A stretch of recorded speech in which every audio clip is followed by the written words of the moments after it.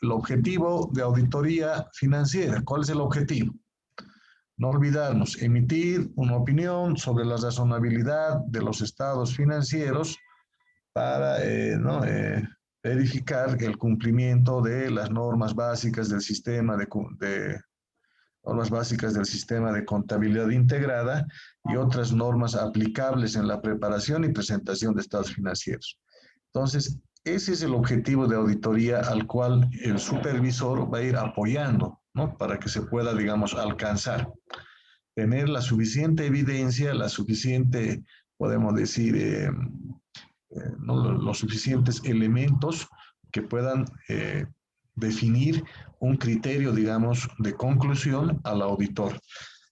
Ahora, en la parte, digamos, también del trabajo de auditoría, dice, debe orientar, digamos, sobre la ejecución del examen y el logro de los objetivos de auditoría, ¿no? Acá lo que nosotros vamos a ver es, por ejemplo, de que el supervisor tiene que garantizar, ¿no? De que el equipo no haga de una forma mecánica, digamos, el trabajo de auditoría, sino ya no, dejaría de ser, obviamente, un proceso creativo, ¿no? El proceso de auditoría. Si no, dice, el supervisor tiene que generar un entendimiento pleno de los miembros del equipo de auditoría. ¿Qué queremos lograr con los procedimientos de auditoría? Finalmente, hay otros que no son necesariamente auditores, es decir, hay arquitectos o hay un especialista abogado, un especialista ingeniero. Entonces, hay que obviamente hacerle entender desde la supervisión cuáles son los objetivos que perseguimos en el examen, ¿no? En la auditoría. Entonces, esto también dice, está de alguna otra manera encargado al trabajo que desempeña el supervisor. Entonces, también es otro elemento importante, digamos, en lo que viene a ser el entendimiento mismo de qué estamos haciendo, para qué estamos haciendo y cómo lo estamos haciendo. Eso tiene que quedar bien claro, digamos, en el equipo de auditoría. A ver, veamos otro elemento. La supervisión también dice, tiene que dejar evidencia y esta es la parte más central que el supervisor tiene que soportar. Es como en una edificación, ¿no? Si no tiene columnas, prácticamente no vamos a poder construir nada, ¿no? Digamos, en los siguientes niveles. En cambio, si hay obviamente columnas, este es el que soporta prácticamente el peso, digamos, de todo el proceso. En el caso de la auditoría, la evidencia para nosotros viene a representar las columnas prácticamente. Es la parte central que tenemos que generar en cualquier proceso, no siempre el de la financiera, sino en cualquier tipo de auditoría. Entonces, el supervisor tiene que encargarse justamente de recolectar evidencia, ¿no? ¿No? Y plasmarlo, digamos, en los papeles de trabajo. Es decir, tiene que generar, ¿no? La revisión permanente de sus papeles, para eso tiene que dejar evidencia. Por ejemplo, lo que hacen generalmente en la supervisión es dejar, obviamente, digamos, por escrito, ¿no? Por decirles, supervisión realizada en fecha, tanto, ¿no? Y firma el supervisor, ¿no? En papeles de trabajo, tanto. Que está dejando evidencia de que el supervisor ha revisado, ¿no? La evidencia que están generando, digamos, los miembros del equipo de auditoría. También en la supervisión del trabajo, dice, necesariamente, digamos, se puede encontrar, digamos, parámetros de evaluación. Obviamente, en el caso, por ejemplo, de lo que viene a ser la experiencia, por ejemplo, ¿no? Podemos nosotros decir que los más experimentados les vamos a confiar seguramente procedimientos un poco más analíticos, es decir, donde se requiera mayor énfasis, digamos, en cuanto a lo que es, digamos, el análisis, donde se requiera mayor rigurosidad en el análisis. Eso lo vamos a confiar a miembros más experimentados en el equipo de auditoría.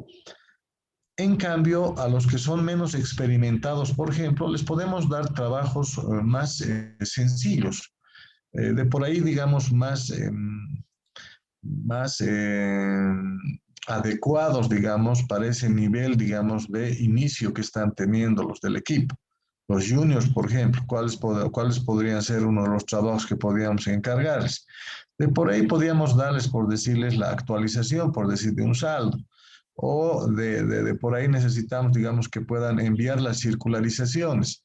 No sé, se me viene obviamente, digamos, en este momento ¿no? la mente, digamos, esto, pero le vamos a ir confiando también acorde a la experiencia, ¿no? Que tengan, obviamente, en los procesos de ejecución de auditorías. Entonces, eso el supervisor va a ir viendo, es como el que va a dosificar prácticamente el trabajo. A ver, tú haces esto, tú tienes más experiencia, por lo tanto vas a afrontar este otro procedimiento. Entonces, lo que va a ir haciendo es como la persona que reparte prácticamente los trabajos en el equipo, ¿no? Pero siempre con un cierto olfato, no es que también, porque es mi amigo el junior, digamos, o el senior, no, no va a ser el punto, digamos, de podemos decir, de distribución ese, sino más bien la experiencia, por ejemplo. Entonces, el supervisor seguramente va a valorar eso, ¿no? A ver, veremos los siguientes, el control interno. Bueno, de esto hemos revisado bastante, ¿no? El control interno se tiene que evaluar justamente la eficacia del control interno, pero en el proceso de auditoría, especialmente en la etapa de lo que viene a ser la planificación. El control interno, como ustedes ¿no? hemos revisado también, va obviamente a definir, por ejemplo, lo que viene a ser los tipos de procedimiento que vamos a aplicar y la magnitud de procedimientos que se van a diseñar. Entonces, obviamente ahí vamos a ver la naturaleza, la extensión y oportunidad de los procedimientos de auditoría. La evidencia, ¿no? La evidencia es prácticamente, digamos, lo neurálgico, digamos, en el trabajo de auditoría. Eh, Obviamente, digamos, vamos a recolectar en todo el proceso de auditoría evidencia. Muchos colegas piensan que la evidencia es solamente, digamos, aplicable en la ejecución de la auditoría. Eso obviamente, digamos, es algo, podemos decir, desacertado o es algo, digamos, equívoco. La evidencia se los recolecta desde el inicio hasta inclusive el final del proceso de auditoría. Obviamente que hay mayor énfasis en la etapa de ejecución, de acuerdo, ¿no? Eso no voy a obviamente, digamos, desmentirlo, es decir, en la ejecución se va a hacer obviamente, digamos, la mayor cantidad de evidencia, se va a obtener la mayor cantidad de evidencia, pero en los otros procesos también pueden ir surgiendo, digamos, cierto tipo de evidencia. Entonces, esta evidencia tiene que tener una característica, tiene que ser competente y suficiente, ¿no?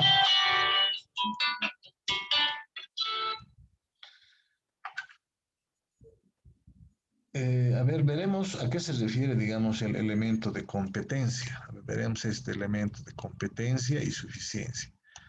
Competencia quiere decir, obviamente, que tenga una relación directa con el objeto analizado, con el objeto examinado.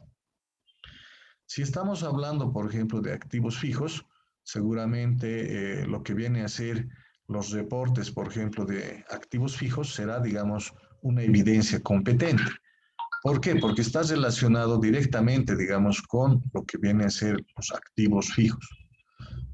Si hablamos, por decirles, de la cuenta bancos, un extracto bancario del banco donde se tiene, digamos, los recursos, será una evidencia competente. ¿Por qué?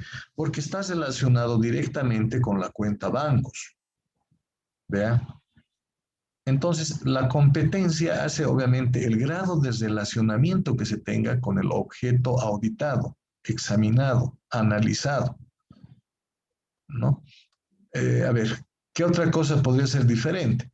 Si estoy analizando, por decirles, digamos, la cuenta de cuentas por cobrar, por decirles, en cuentas por cobrar, y prácticamente me presentan, por decirles, digamos, desde la gestión 2000, la auditoría es de la gestión 2020, y me expresan, por decirles, unos reportes de la gestión 2010, por decir. Estoy obviamente siendo muy extremo en el ejemplo ya, del 2010. Entonces yo diré, ¿qué relación tiene, digamos, esos saldos con la gestión 2020? De por ahí ninguna. Entonces, ahí, por ejemplo, esa evidencia que quiere adjuntarse, por ejemplo, para demostrar algo o examinar algo, se ha vuelto más bien incompetente. ¿Por qué? Porque no tiene una relación directa con el objeto auditado. Entonces, eso es lo que básicamente va a ser el grado de competencia, el grado de relación directa que tenga, obviamente, una evidencia cualquiera que fuere con el objeto examinado. Lo suficiente. ¿Cuándo va a ser suficiente, digamos, la evidencia? Va a ser suficiente cuando le pueda, obviamente, respaldar en la conclusión al auditor.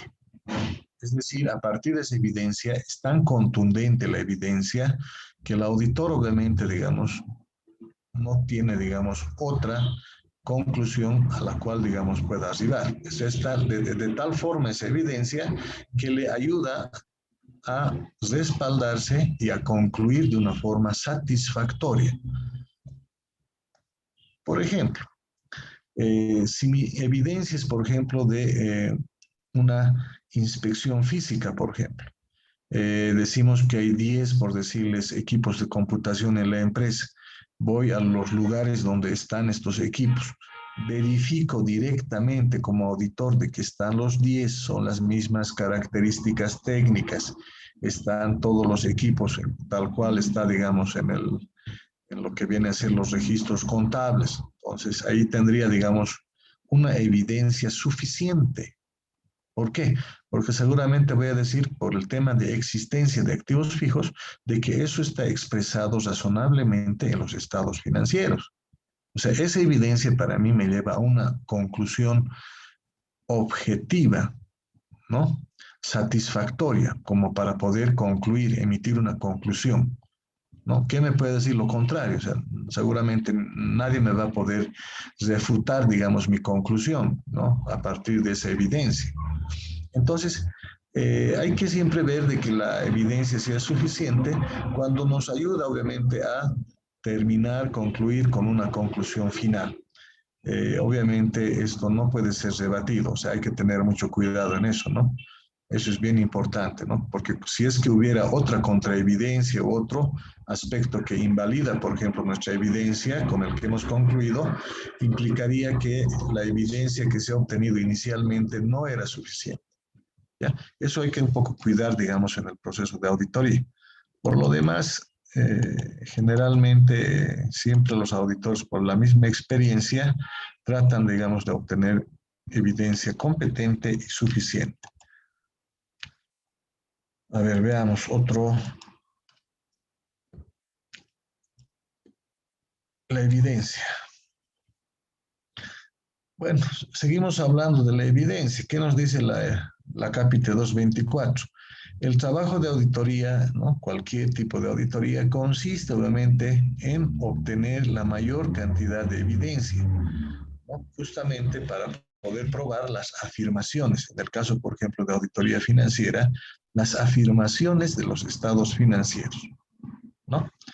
¿Cuáles son esas afirmaciones? Ustedes ya obviamente, digamos, lo conocían. La existencia, por ejemplo, u ocurrencia, la integridad, propiedad o exigibilidad, valuación, presentación y revelación. Eh, Esto obviamente puede ser siempre, eso lo vamos a ver en el análisis de las diferentes cuentas, uno cobra relevancia y las otras se complementan, son complementarias. A ver, veremos, por ejemplo, una evidencia, a ver,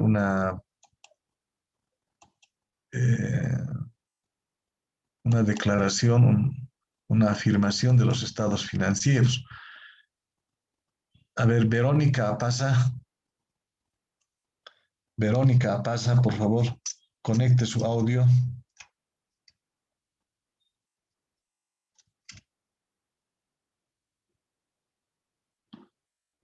Verónica, Verónica se metió a cama por el frío, ya no quiere salir. ¿Está con audio, Verónica?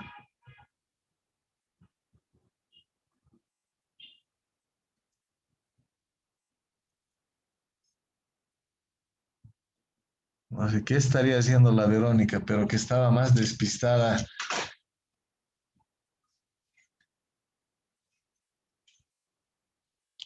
Ya, listo, como faltita nomás le vamos a poner Verito, no hay de otra, ¿qué vamos a hacer?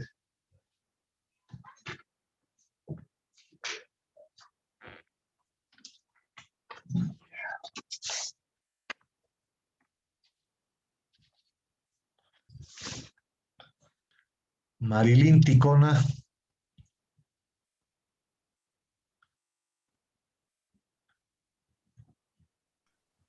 Presente, Lisette. Marilyn, a ver, dime, en las cuentas de banco, ¿cuál es la afirmación relevante? En los estados financieros, hemos indicado, existen las afirmaciones implícitas y explícitas. A ver, dime una de las afirmaciones implícitas en la cuenta de banco.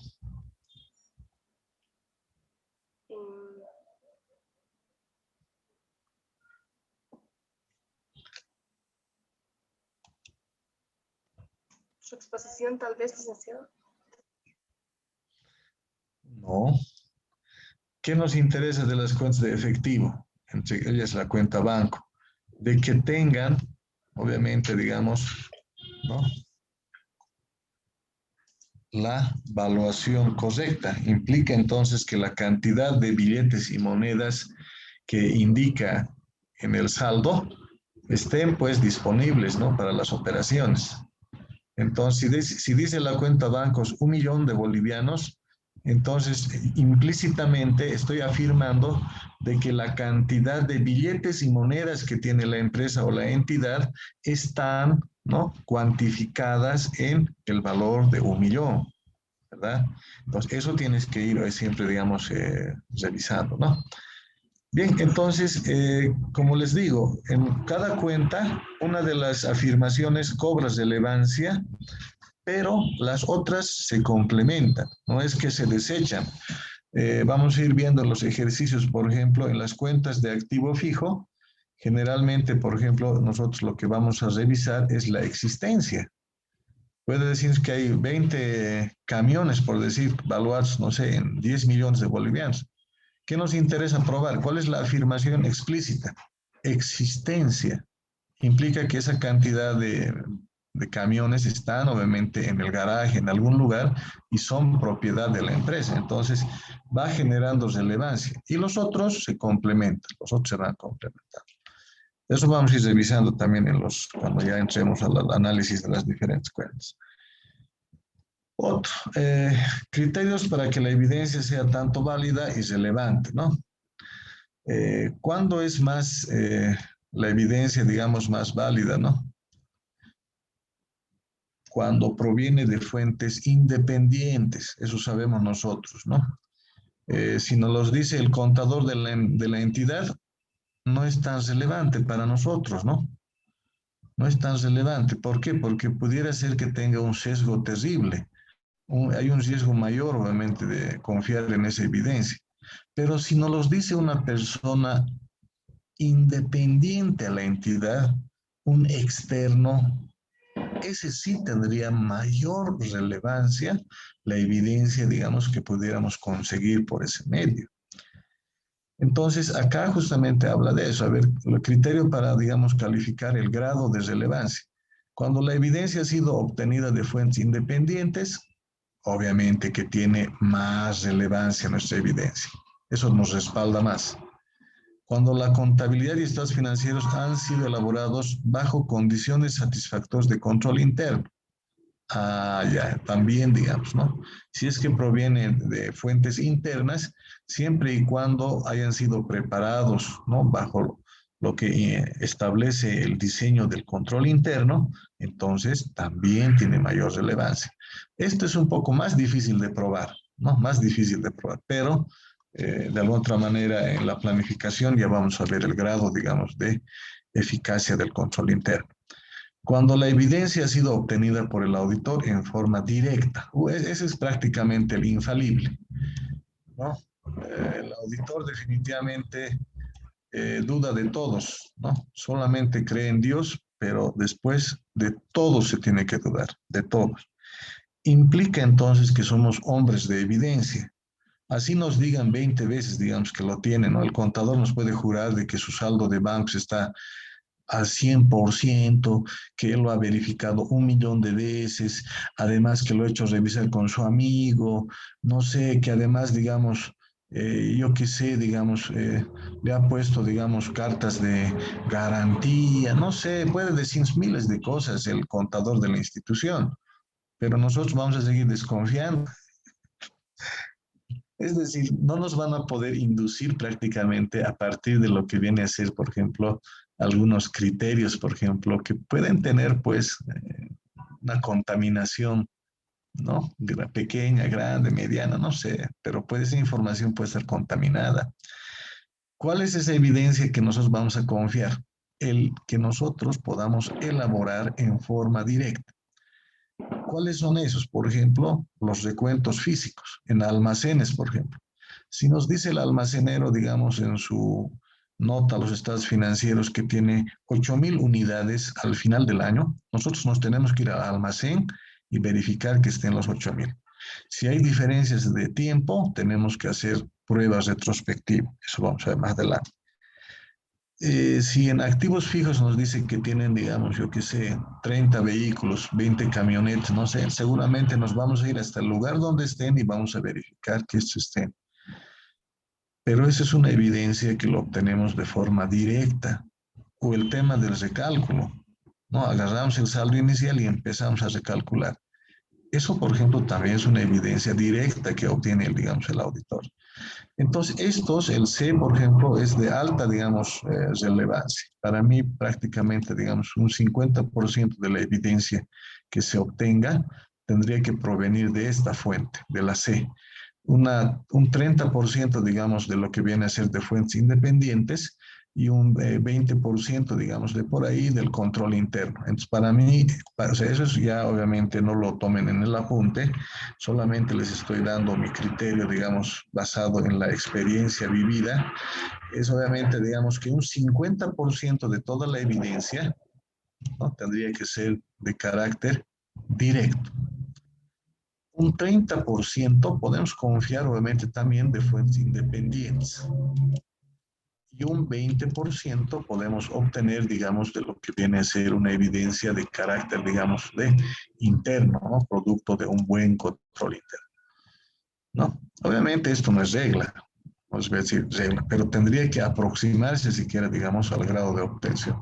Por eso es que el trabajo, digamos, el análisis que hace el auditor es vital, es vital. Muchas veces pensamos que la auditoría es mecánica, no, difícil. Puede ser dos entidades similares, ¿no? Que trabajan por dos gobiernos autónomos municipales.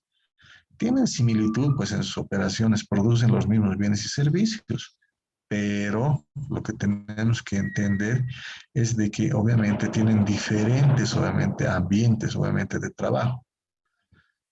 Eso obviamente va a hacer de que la auditoría no sea, pues, de carácter mecánico. Y ahí es donde obviamente tengo una radical diferencia con los informáticos. Disculpen si es que hay alguien que es informático en la clase, ¿no? Los informáticos dicen, por ejemplo, de que metiendo datos, ¿no? Hay un programador que decía, digamos, ¿no? Y la verdad, qué forma de engañar a la gente. Métanle los datos, digamos, de las operaciones. Nuestro sistema es capaz de procesar y va a sacar una conclusión final, es decir, el dictamen. Entonces ya no necesitamos estudiar auditoría, ¿verdad? ¿Para qué vamos a estudiar? Si básicamente el sistema lo va a hacer a partir del cargado de datos, eso es imposible de que se pueda lograr en el tiempo, debido justamente a este elemento que se llama la evidencia. El 50% de la evidencia viene del análisis propio del auditor. El análisis propio.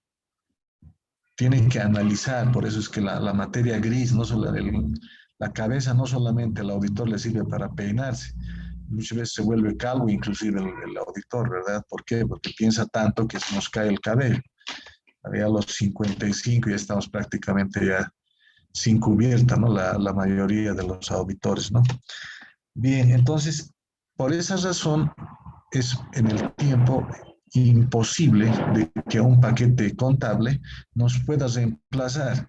Y yo les digo a los programadores, a los informáticos, ustedes prácticamente piensan que pueden, digamos, rediseñar ¿no? el proceso de la auditoría, digamos, de una forma mecánica. Y eso es imposible, imposible, les digo. Claro, ellos tienen la teoría, ¿no? Dicen, no, nosotros sí podemos, pero yo les digo, imposible. Y ahora, el día que me digan que lo han hecho, prácticamente son deshonestos, ¿no? Son deshonestos. Bueno, bueno, ahí ya quedaremos en el comentario, a ver que vamos a hablar más. Otro día vamos a darle duro a los programadores también, pero bueno, de otra manera también son mal necesarios, ¿no? Son males necesarios. Pues, la evidencia es suficiente. Como les decía, si basta para sustentar nuestra opinión o nuestra conclusión, ¿no? Bien, hay que también entender que la suficiencia, digamos, de la evidencia permite, digamos, a terceras personas arribar a lo mismo. Y esto es un concepto que la misma Contraloría General del Estado maneja. Aquí tenemos que básicamente, digamos, homogenizar entonces. No es que el trabajo del auditor tenga que ser rígido, digamos. No, a ver, lo que quiero llegar es esto. Me van a entender mejor de por ahí así. El objetivo de la auditoría es este, ¿no? El objetivo, digamos, este va a ser para nosotros el objetivo que tiene la auditoría financiera. Ya este es el objetivo. El auditor, digamos, externo puede tomar, digamos, una ruta, ¿no? Una ruta, un camino A, pero llega al objetivo que se ha previsto. La evidencia y la Contraloría dice, nosotros en el proceso, digamos, de evaluación de los papeles de trabajo, podemos tomar otro camino B, pero la conclusión a la que ha arribado el auditor A, con ese camino A, es el mismo. Puede venir otro colega, de por ahí un tercero, un colega, ¿no? Tercero, digamos, que revisa también los papeles, es un C.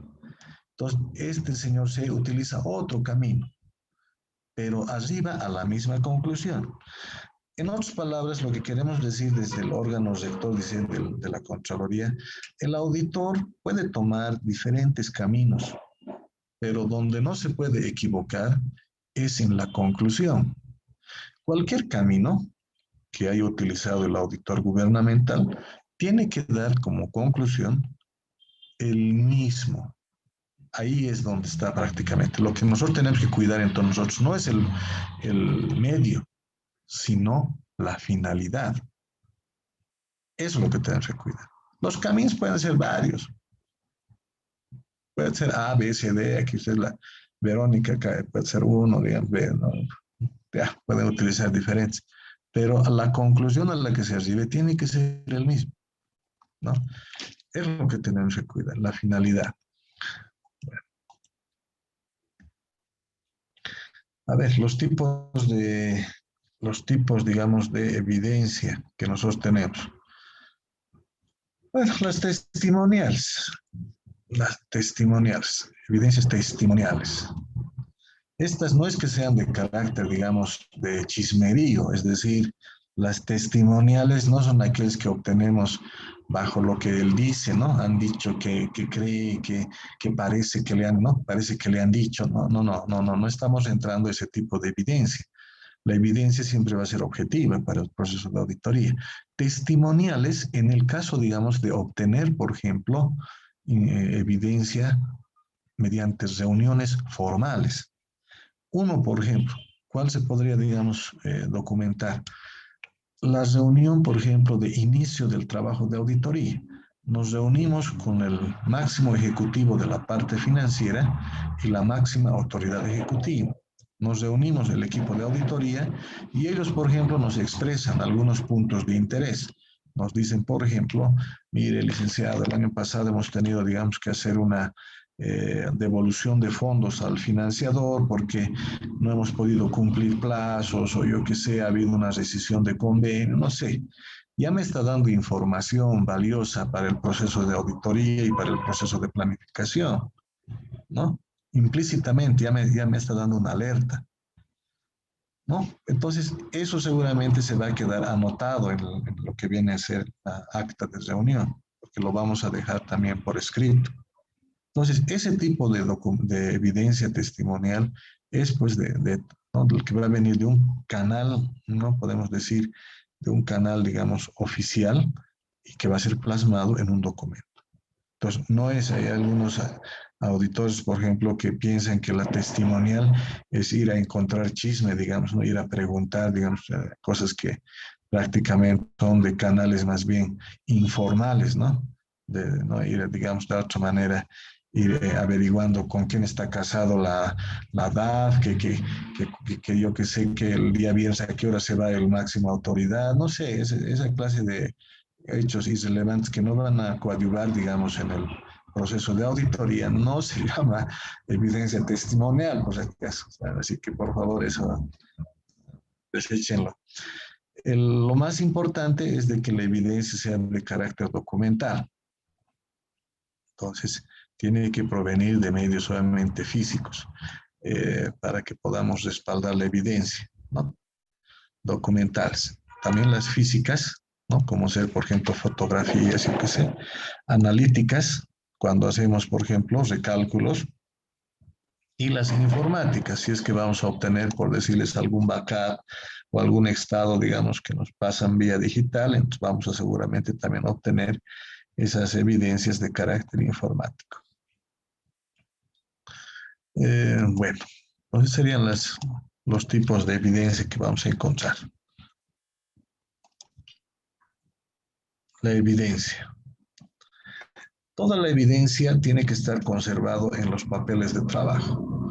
Los papeles de trabajo para nosotros representan nuestra garantía de haber ejecutado acorde a las normas de auditoría gubernamental. Es el medio justamente probatorio de que se ha cumplido las NAG. Los papeles de trabajo no solamente representan, por ejemplo, los que se ejecutan en la etapa, digamos, de procedimientos, sino los que están en la planificación y también en la comunicación de resultados. A ver, vamos a ver ahí, por ejemplo, cuántos son los legajos. A ver, veremos cómo estamos en la auditoría financiera. A ver, Josué Siles. Josué, Licenciado, ¿cómo estás, Josué? ¿Todo bien? sí, licenciado.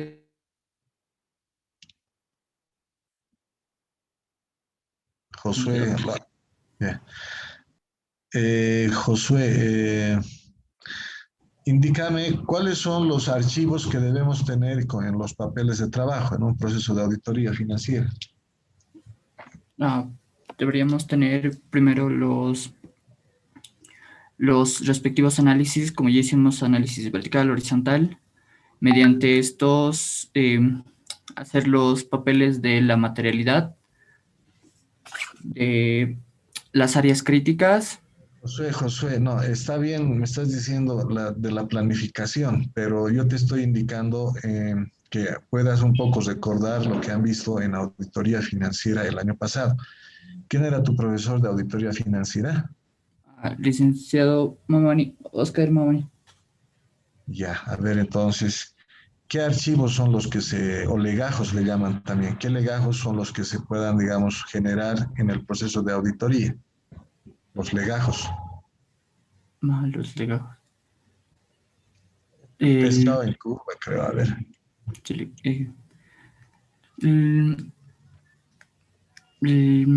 ¿Cómo se llama? El mapa de los riesgos. El mapeo de riesgos. No, obviamente estás centrado en lo que es auditoría, pero no estás, digamos, dando la respuesta. Bueno, a ver, vamos a quedar en esta parte. A ver, Josué, te comunicas conmigo, voy a darte la respuesta. ¿Listo? Bueno, quedaré acá, continuamos el día lunes. Bueno, váyanse pasando, por favor, los temas, ya nos